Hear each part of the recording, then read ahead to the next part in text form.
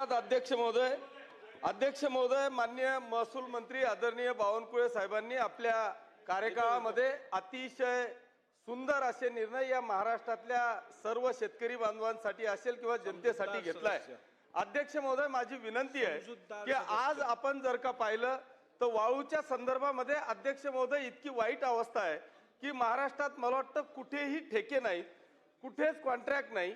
पर असं असताना महाराष्ट्रातल्या जवळपास 100% आमदारांचा करोडो रुपयाचा निधी 100% कामं चालू आहेत। मग इथे वाळू येते कुठून? प्रत्येक गावामध्ये घरांचे बांधकाम चालू आहेत, मग इथे वाळू येते कुठून? अध्यक्ष महोदय, माझा प्रश्न इतका स्पेसिफिक आहे की आपण ह्या वाळूच्या आणि मुरुमच्या धोरणाच्या बाबतीत आपण अनेक धोरणं बदलली, अनेक निर्णय चांगले घेतले, परंतु वाळू आणि मुरुमच्या बाबतीत अध्यक्ष महोदय इतकी भयावह परिस्थिती महाराष्ट्रामध्ये आहे की आपण एमपीडीए वाल्यांची यादी वाचून दाखवली। अनेक अधिकाऱ्यांवर ट्रॅक्टर जात आहेत, डंपर जात आहेत। मग आम्ही या धोरणामध्ये बदल करणार आहोत का? कारण अध्यक्ष महोदय, आज जळगाव जिल्ह्यामध्ये एकही ठेका जे धोरण आपण अवलंबलं ते धोरण आजपर्यंत कार्यान्वित झालेलं नाही।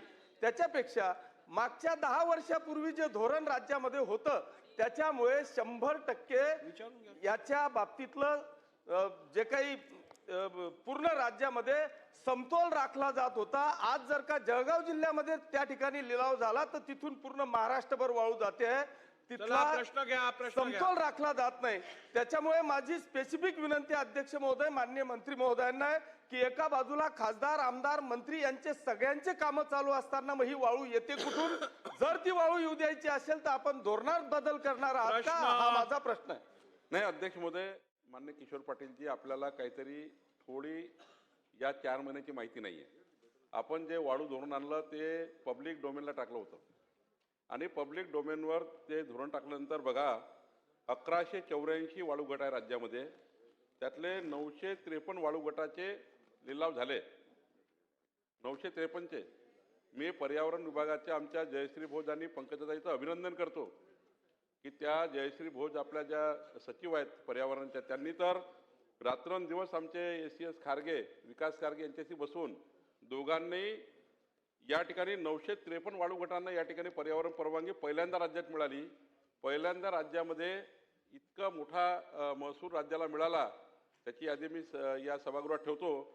पण अध्यक्ष महोदय, या ठिकाणी चांगलं वाळू धोरण आलं। आत्तापर्यंतच्या महाराष्ट्राच्या प्रवासामध्ये एवढा उत्कृष्ट पद्धतीने महसूल राज्याला मिळाला आहे तो यापूर्वी कधीच मिळाला नव्हता। आता काही वाळू गट लिलाव व्हायचे आहेत ज्यामध्ये 1184 पैकी 953 झाले आहेत। एक एनजीटीने फक्त भंडाऱ्याला एक 4 सर्वे का नाही केले, 3च का केले म्हणून एक स्टे दिलेला आहे, तोही आता 10 तारखेला सुनावणी आहे। मला असं वाटतं की थोडं जरा तुम्ही नवीन वाळू धोरण बघा। आता कोकणातलं नवीन वाळू धोरण या ठिकाणी आम्ही आणतो आहे, त्यामध्ये कोकणातली परिस्थिती वेगळी आहे राज्यापेक्षा, तिथे पाणबुड्या वगैरे वगैरे, त्याचं वाळू धोरण वेगळं येत आहे। आणि तुम्ही म्हटलं असं गौण खनिजचं वाळू धोरण, गौण खनिजचं धोरण मात्र पुढच्या महिन्याभरामध्ये राज्यामध्ये येणार आहे।